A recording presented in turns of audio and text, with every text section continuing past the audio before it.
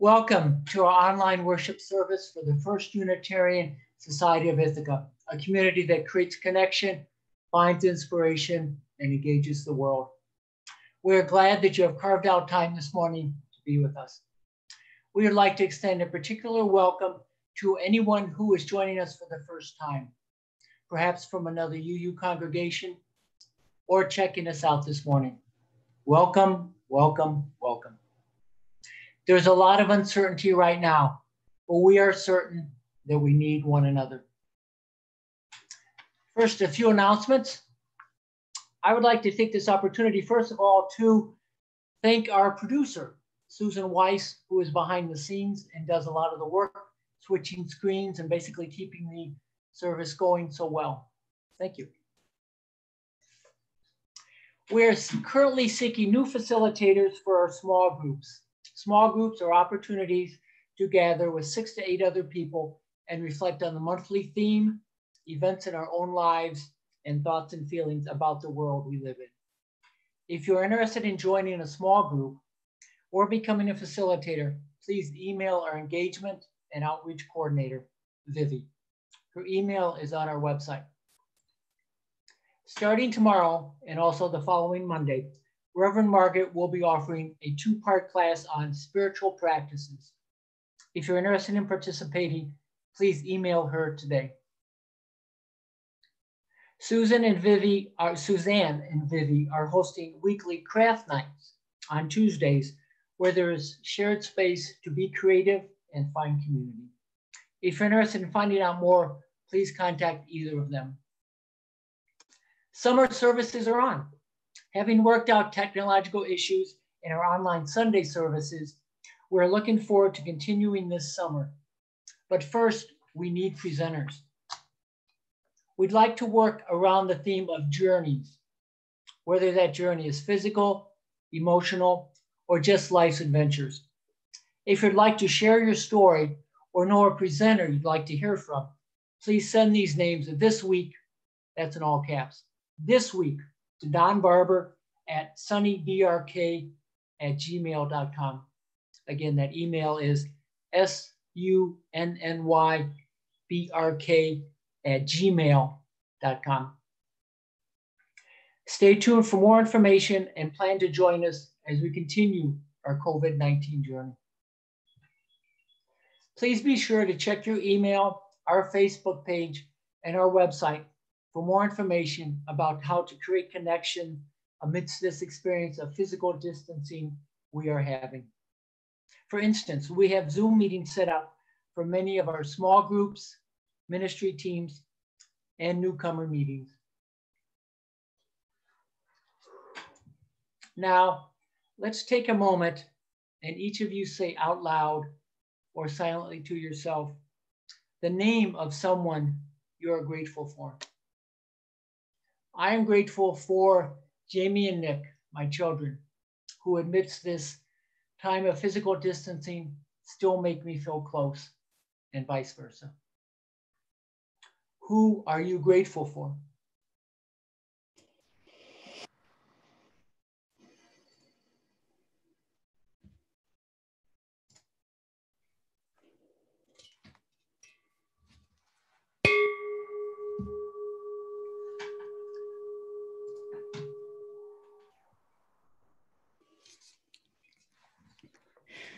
Our opening words this morning are words by Reverend Bob Janice Dillon. He writes this: I vote we let the artists win, the ones covered in paint from their last attempt to smuggle across the beauty of a bowl of fruit, the 14-year-old rapper learning to spit, throwing life's chaos on the rhythm wheel, uncovering the shapes that live on after the next break. I say we let the food bank volunteers win, the ones always carrying around their agenda for the meeting, waging campaigns to stock shelves with bread. I would like to see the nurses extend their string of victories from the hospital bed to the nation's boardrooms until we care for each other as if death were inevitable and mercy was the only thing that made the rounds bearable. I say we let the kindergarten teachers win, as they raise up small edifices for the beauty words will never capture or reveal. Maybe even let the helpless drunkard win sometimes when she cries into her beer and declares it's all too much. I will let the grandmothers win when they tell the old stories that hold me in their keeping. And the children yelling, play, play, the ones who have already cost us so much of our final productivity, the only tyrants who can command the true attention of the wise. I want them to win too, again and again, without pity. And then when the men with guns come, we can say, I'm sorry, but whether you win or lose, it's really never been my game, sir. I have lost and lost again 1,000 wars of the heart. And those to whom I have waved the white flag, those to whom I have surrendered the whole and holy of my life, will never, never let me go. Whoever you are, whoever you love, wherever you are on your spiritual journey, you are welcome here. Here you belong. The flaming chalice is the symbol of mystics and heretics, artists and activists, reformers and refugees, and Unitarian Universalists everywhere.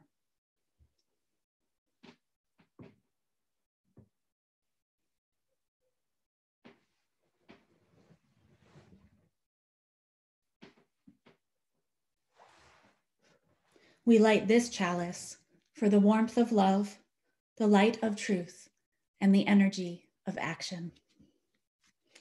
Let's sing together. Our first hymn is number 123, Spirit of Life.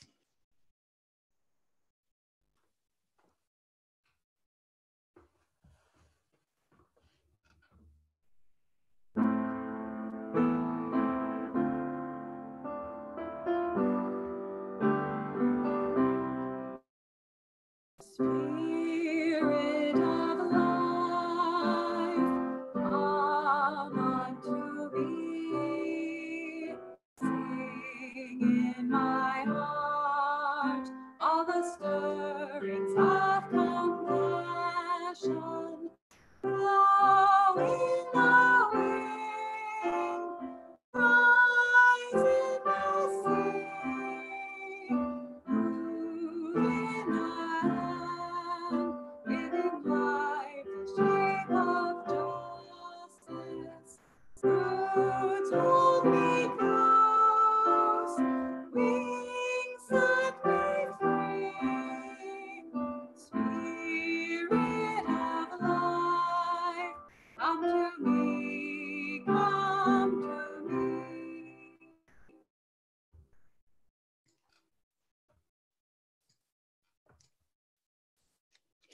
Today, for our time of wonder, I want to tell you a story. It's a story that was written by a good friend and colleague of mine who lives not too far from here. Her name is Reverend Lynn Gardner, and she serves along with her spouse at our UU congregation that's in Schenectady, New York, so not too far from us. Her story is called Sustaining the Tree of Life. The tree stood in the middle of the village. Its trunk was so large that it took 6 people holding hands to reach around it. The roots were strong and wide, and its branches spread out over the village square, offering shelter from the rain or shade from the summer sun. Its fruit was juicy, sweet, and plentiful.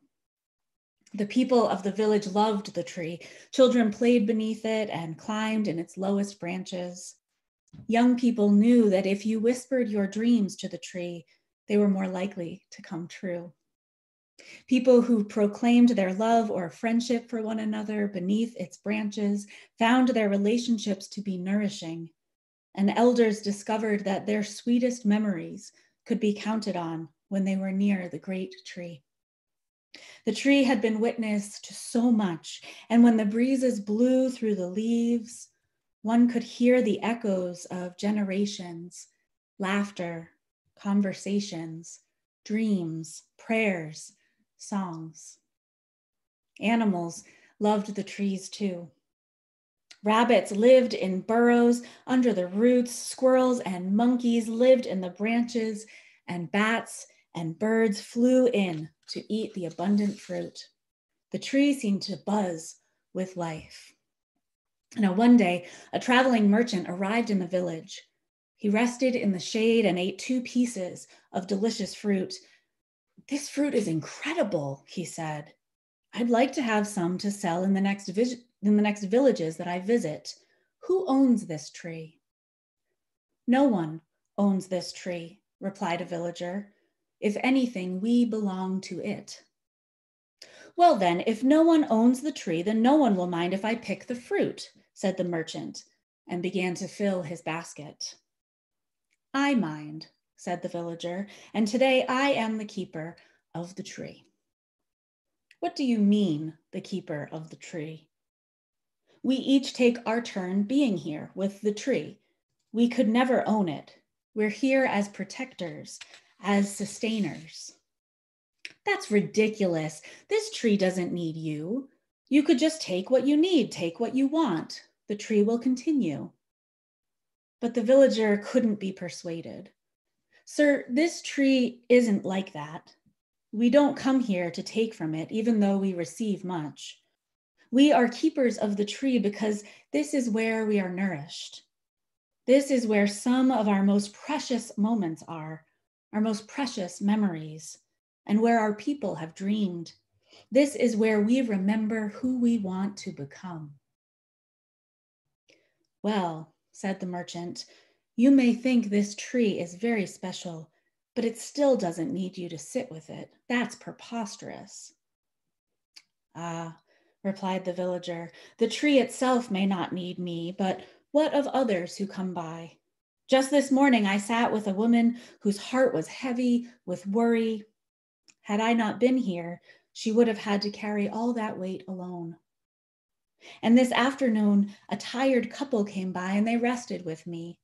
And they said they'd been looking for a place like this.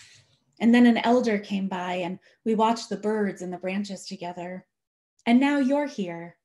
And you were confused about what this tree is and how to be with it. Imagine if you had arrived and not found anyone here to talk with. You might have continued thinking that everything you do is all about you. Luckily for you, my friend, I'm here to let you know that when you care for the tree of life, it becomes about so much more than just you." And the merchant sat for a while in the shade, thinking about these ideas that felt new and a little challenging. As the sun went down, he picked up his bag, he headed out of town, whistling a song that he hadn't thought of in many years. On his way, he shared a smile with each person he met, his heart feeling strangely light and joyful. And the people of the village, well, they continued to sustain the tree of life, to care for one another, and to share their gifts with grace and with gratitude. Now, I'm curious where you see yourself in this story. Are you the merchant, sometimes making things all about you? Are you the villager at the tree, there to be present with others and open to their experiences? Perhaps you're feeling like the tree, sturdy and strong and held and loved. Perhaps you're wanting to be hugged by the arms of 6 people at once. Whichever part of the story speaks to you today, I hope you remember the important message that we are all in this together, that our task is to care for each other and the earth, not because we own it, but because we belong to it and we belong to each other. Our Unitarian Universalist congregation is one of the places where we practice those things together. Now, to become a voting member of a Unitarian Universalist congregation is to enter into covenant and into a promise with a people and a tradition that is rooted in love and compassion and justice. Periodically throughout the church year, we welcome new members into our midst during Sunday worship. And today we do that in a little different way. Because of our circumstances that we find ourselves in, we will welcome this member virtually. And then when we're able to gather together again in person, we'll celebrate again. If you're interested in joining as a member of First Unitarian, please be in touch with Vivi or me about your interest. Now, normally in our new member ceremony, we welcome each member during worship. We offer them a gift of a chalice and a rose. We share words of promise and of covenant. And we'll do something like that today. Today, we will do this ceremony as a new member Zoom ceremony. Today, we welcome Emily Olander. Emily moved to the Ithaca area this past August.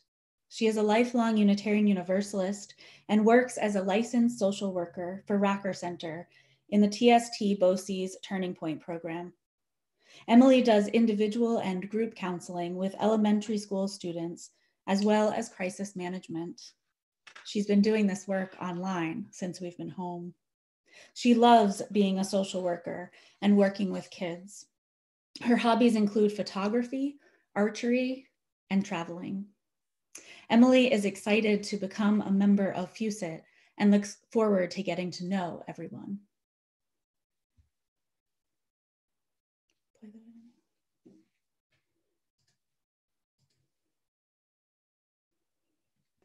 I entered this faith with hope and possibility in my heart, pledging to participate in and support the ministries of this congregation.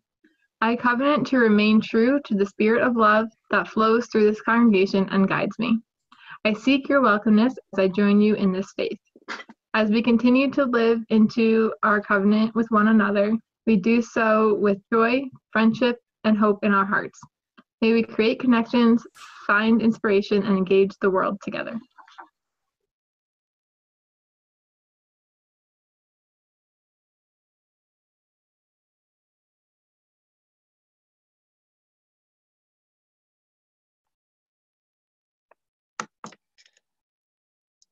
Now, those of you watching from home, please join with me in the words from the congregation. We welcome you as once we were welcomed ourselves. We seek to be open and inclusive, respecting your inherent dignity, your ideas, and your vision in times when it is easy and in times when it is difficult. We seek to be supportive, not only when you reach out in courage to us, but also when you need us to reach out to you.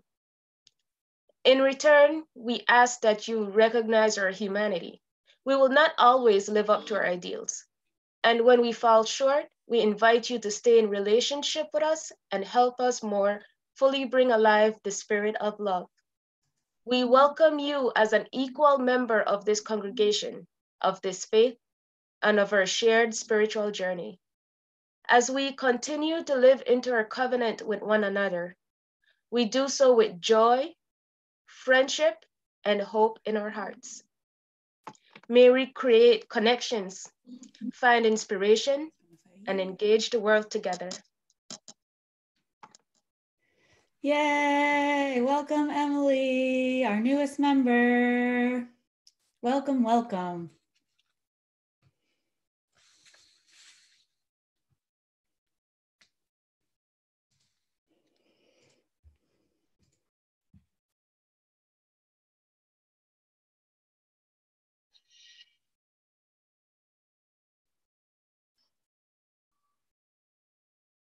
Now is the time for joys and sorrows.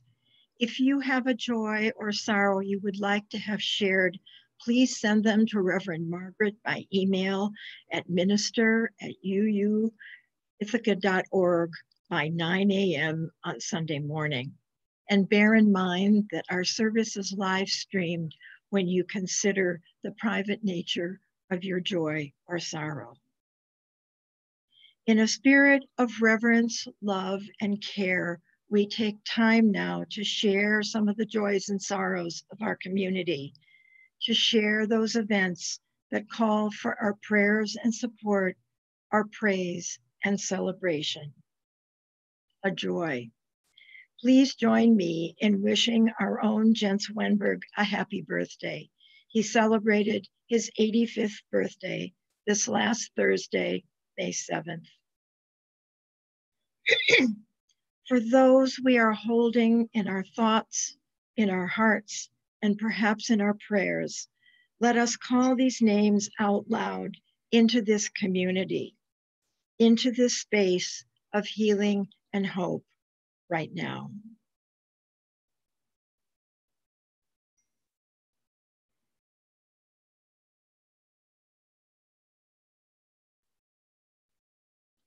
We extend loving kindness to all in our world, and let us not forget to extend loving kindness to ourselves. Today, tomorrow, and beyond, let our hands be outstretched in kindness, and let us keep showing up to our lives and each other with an open heart, no matter what. Love and courage to us all. Blessed be, and amen.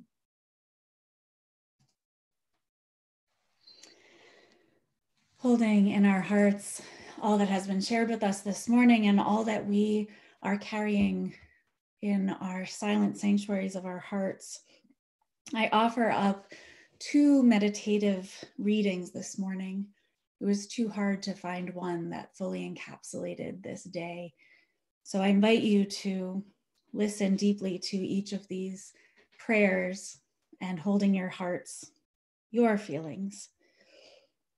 The first, The Complexity of Motherhood by Leah Ungiri. On Mother's Day, let us mark how beautiful and complex it can be to mother and to be mothered. To those who have mothered, we thank you. To those who rejoice in the work, the role, the presence of mothering and mothers, we celebrate with you. To those who are in the thick of parenting children of any age, we appreciate you. To those who experience loss through infertility, abortion, miscarriage, adoption, or running away, we mourn with you. To those who have lost their mothers, we grieve with you. To those who have endured abuse at the hands of their mothers, we acknowledge you. To those who experience pain at the marking of this day, we witness you. To those who are single moms, grandmoms, stepmoms, foster moms, adoptive moms, mentor moms, and spiritual moms, we need you. And to those who are pregnant with new life, both expected and surprising, we anticipate with you. May we reflect with gratitude on the wide spectrum of mothering that happens in our lives and in our communities. And a prayer for all the mothers by Reverend Linda Susan Ulrich. For all the mothers and mother figures, to grandmothers, aunts, and extended family members who mother, to soon to be mothers and wish they were mothers, and the never wanted to be mothers, and the it's complicated mothers. The birth mothers, foster mothers, adoptive mothers, stepmothers, the used to be dad mothers, and more than one mom mothers. The single mothers, separated mothers, stay-at-home mothers, unhoused mothers. The grieving mothers, those who grieve their mothers, those whose grief is complex. For all the communities that mother, for all who depend on the great mother, which is all of us. You are held and beloved. So may it be. Amen. And blessed be.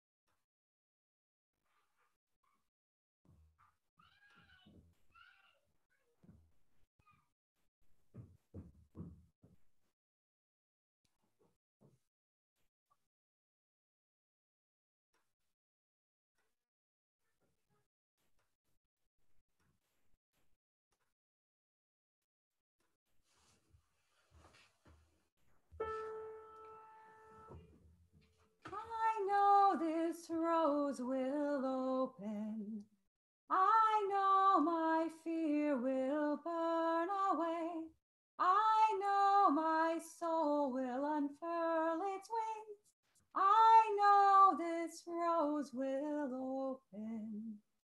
I know this rose will open. I know my fear will burn away. I know my soul will unfurl its wings. I know this rose will open. I know this rose will open. I know my fear will burn away. I know my soul will unfurl its wings. I know this rose will open.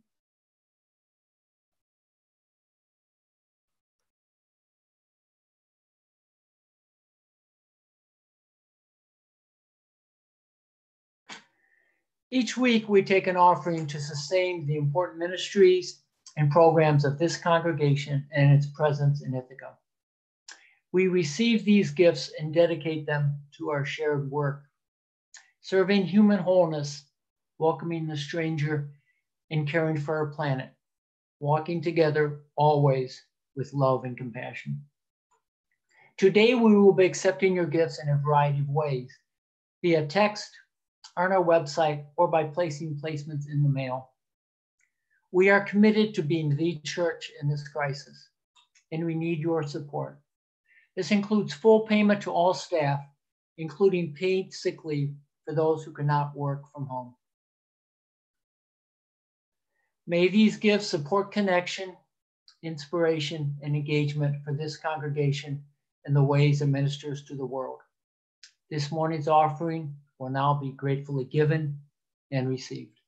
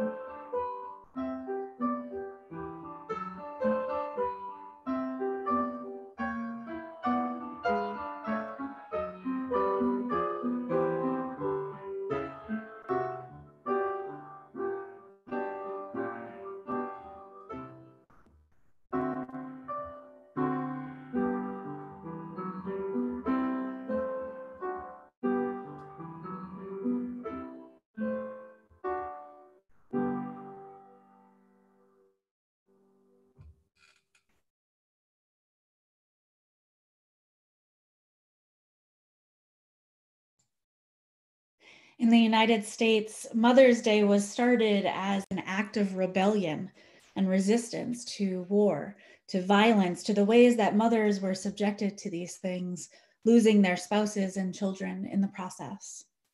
In 1870, Julia Ward Howe, the writer of the Battle Hymn of the Republic and a longtime Unitarian, wrote these words as a call to action for the first Mother's Peace Day.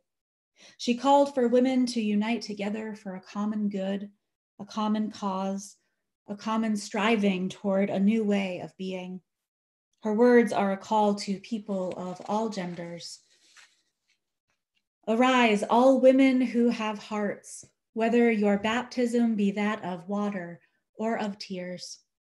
Say firmly, we will not have great questions decided by irrelevant agencies.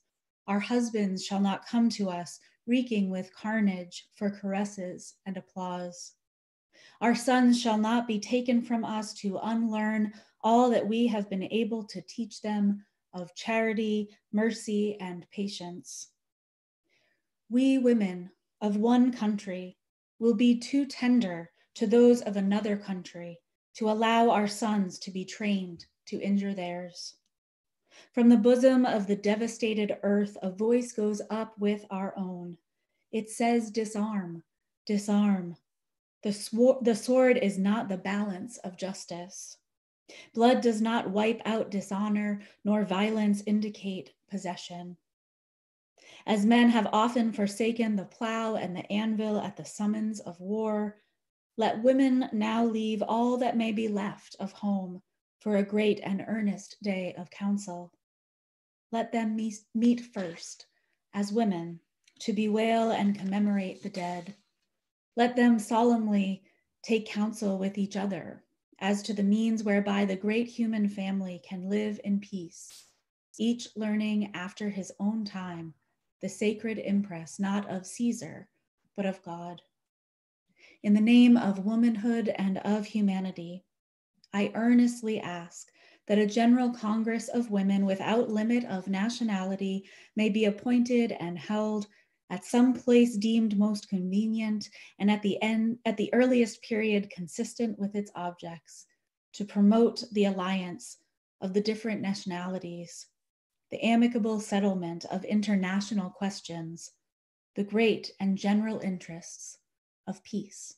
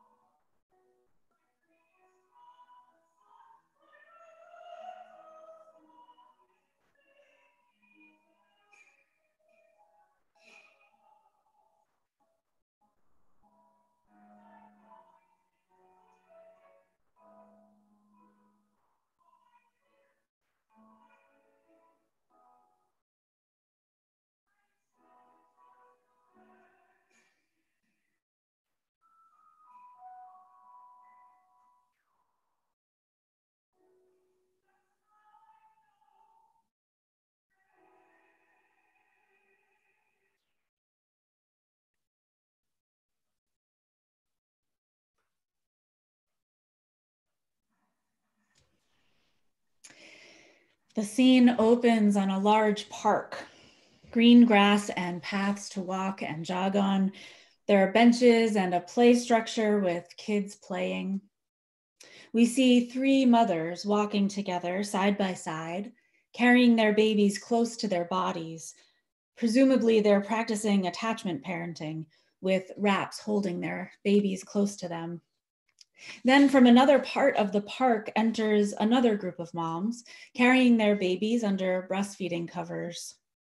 Another group enters dressed in power suits and holding cell phones, pushing strollers, multitasking. Another group sitting, feeding their babies from bottles. Then a group of dads gathered at a picnic table, each holding or wearing their babies. Now, before we know it, some sort of battle ensues with name calling and dirty looks. Each group of parents, the breastfeeding moms, the formula moms, the dads, the working moms, all taunting each other and throwing shade for their parenting beliefs and practices. Amidst the drama, one mother loses the grip on her stroller. It begins to roll quickly down the hill toward a small pond. Everyone stops. Everyone turns. Everyone runs to catch the stroller. Together, they make it to this stroller. They save it from plunging into the water. They take a collective breath. Then, having shared a moment that brought them back to what is actually important, they greet one another. They smile at one another. They share the joys of their children and their love for them. Sometimes it takes a shared experience of fear and worry to unite us, to remind us of our shared values. This story encapsulates so much of our society, so much of what holds us back, and if we aren't careful, will catapult us forward.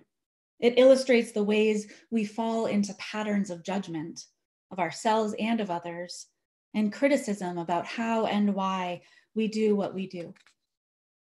We have been socialized to believe that there is a right way to do things, a right way to parent, a right way to grieve a loss, to lead an organization, to run a household or an institution.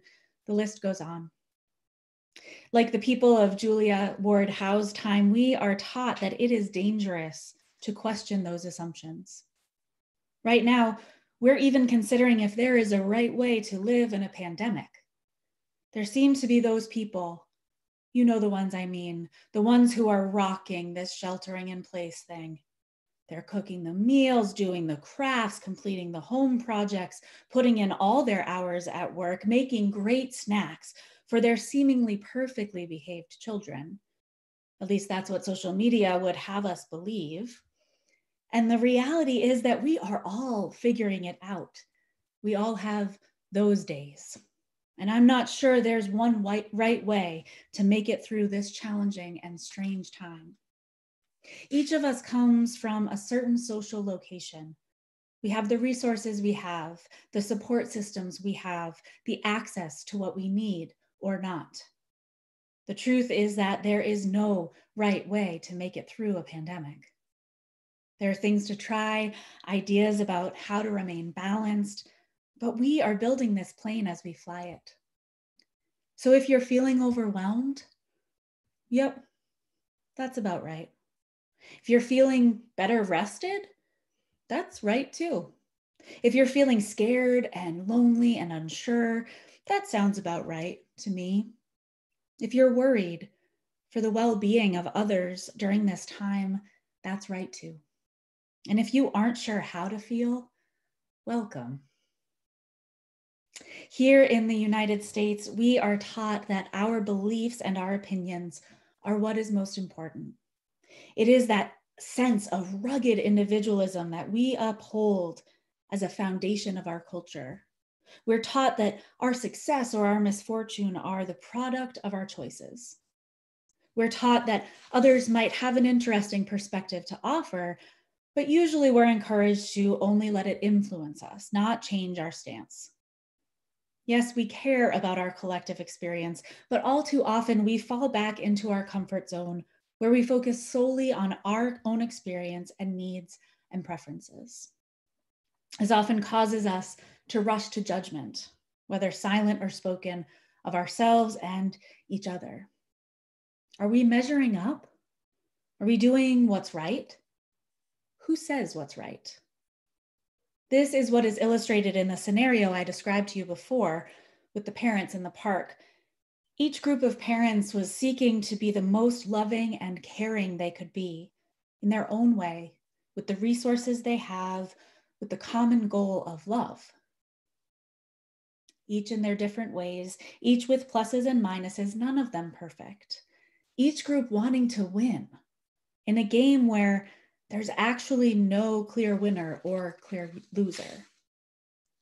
Now, our society insists that we have to be pitted against each other, that in order for me to be right, that means you must be wrong.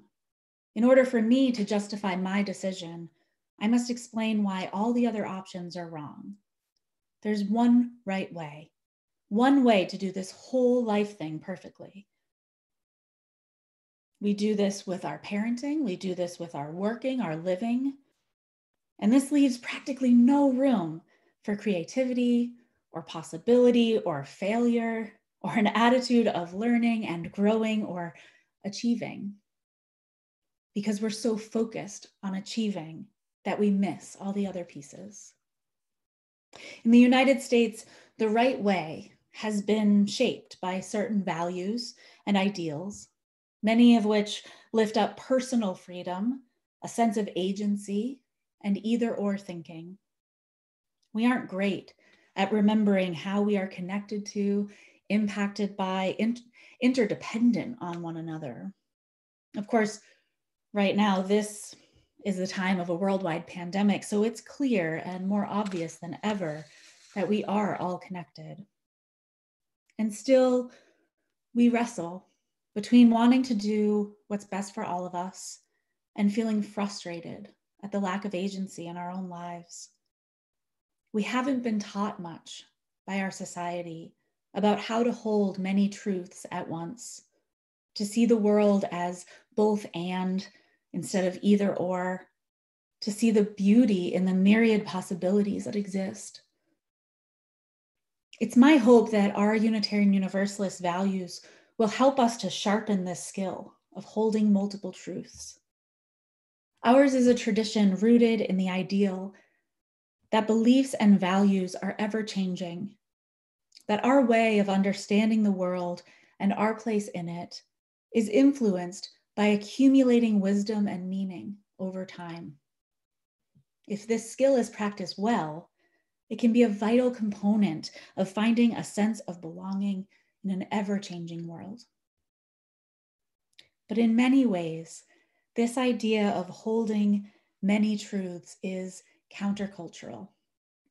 We have been taught that there is one right way and we're either following it or we're not. And a system like this is created to maintain power.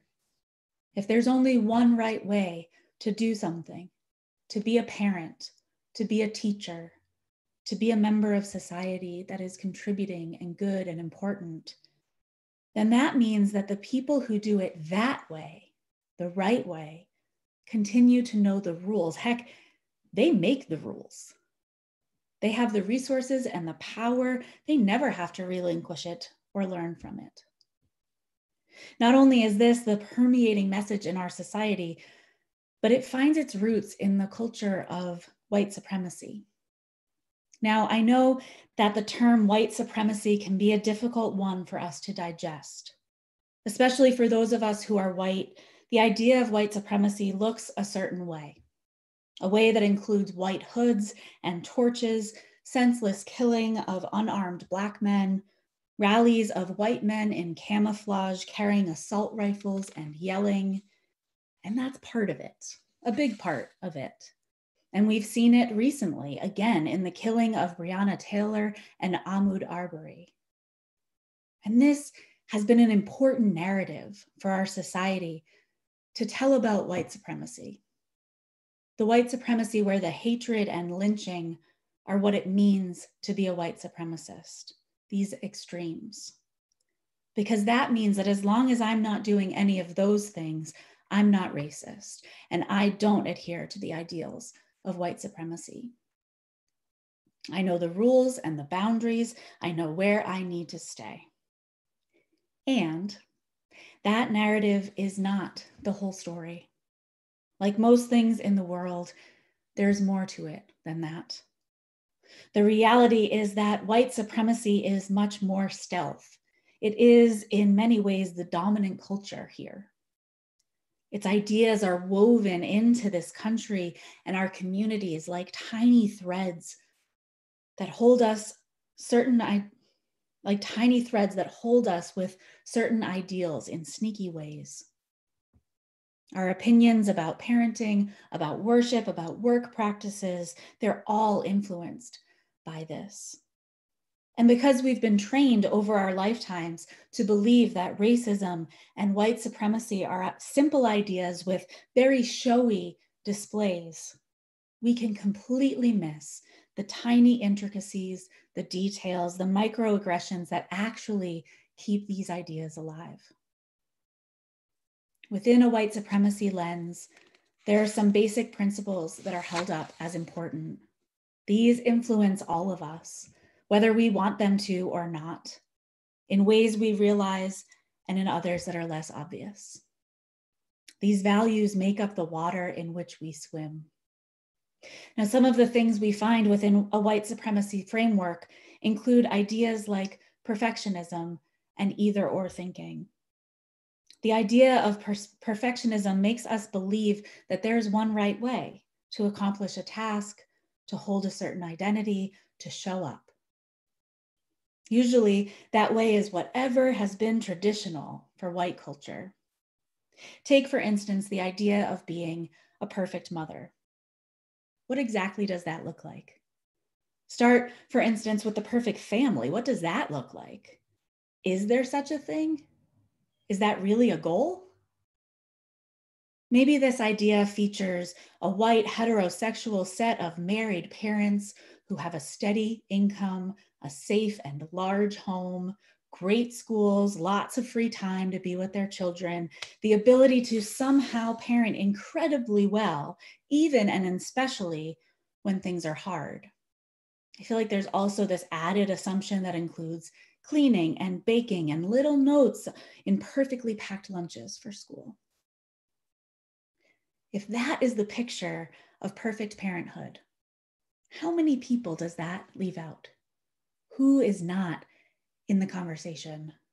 How many other beautiful families are there who look different, have a different structure, have different resources, practice different ways of being? Within the lens of white supremacy, the families that don't meet the set of criteria are alternative or different or somehow wrong. This is an ideology that harms all of us. And if we're constantly focused on the ways that other people's families don't measure up, then we don't ever have to look at ourselves or the structures in our society that create the power imbalances that exist. You're either right or you're wrong. So, where does that leave us? I'm curious how we begin to shift the narrative. How do we, like the villagers in our story this morning, remember that our roots as a society are in relationship, in mutual care, in a sense of responsibility and compassion, that the story is bigger than any one of us? How do we create space for people to strive toward their best selves and also create a space where those selves are loved just as they are? How do we start to learn more about the ways these characteristics of perfectionism and either-or thinking show up in our lives, damaging our relationships? And in turn, how do we learn more about the ways that white supremacy culture shows up there? Because I believe deeply that dismantling these ideas and in turn white supremacy itself are core to our intentional lives as Unitarian Universalists. We hold close the values of justice, equity, and compassion. In fact, it's one of our expressed principles of Unitarian Universalism. And this is part of it. So I'm left with curiosity of what that looks like in practice. Now, like most things, it can be helpful to take a deep breath, to try to notice the way that things work in our day-to-day lives. It helps to pay attention. We need to acknowledge when we see these things in ourselves and in people we love. We need to see that they impact us, whether we are interacting with each other in person or online, or even if we're just home by ourselves. Have you been comparing yourself to others? To other parents or students or coworkers? Have you been feeling like you don't measure up? Like you're not perfect? Have you considered just who created the yardstick with which you are measuring yourself and others? Who benefits from your constantly striving to measure up to it? Have you communicated to others in your life that they are lovable and loved simply because of who they are and not because of what they accomplish or succeed at? Have you considered that perhaps you need to tell yourself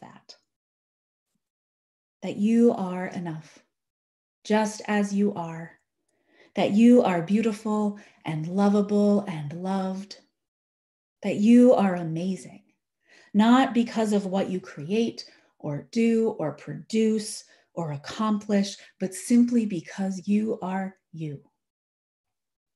That the world needs you.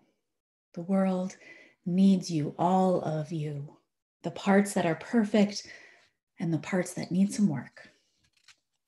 I'm curious if you believe that. I believe it about you. I hope you do too. So may it be. Amen. And blessed be.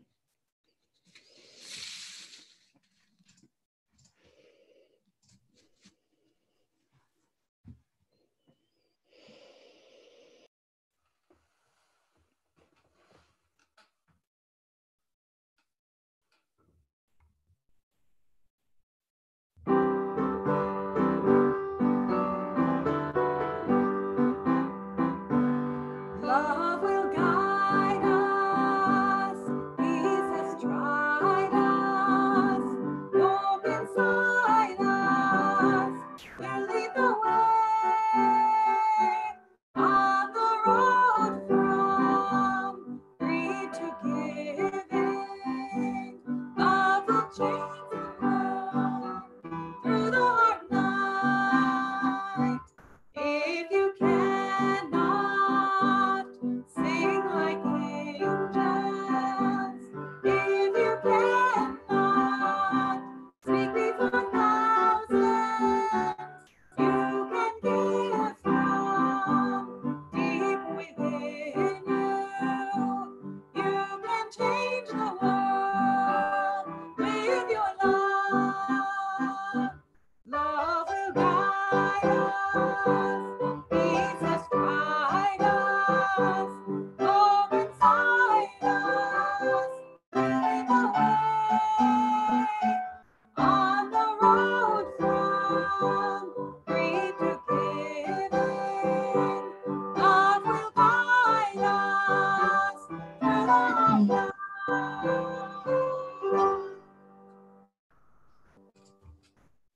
As we continue on into yet another week that will challenge our hearts, our minds, our very sense of being, I wish for you moments of wonder, of joy, of learning about this big world in which we live. I wish for you patience. I wish for you gratitude. I wish for you not perfection, but connection, for that is our goal, connection and love. For each and every one of us, we can change the world with our love. We extinguish this chalice but not the hope, love, and courage that it represents. We carry our love and our light out into this beautiful and broken world. Our service has ended. Let our true service now begin. Go in peace.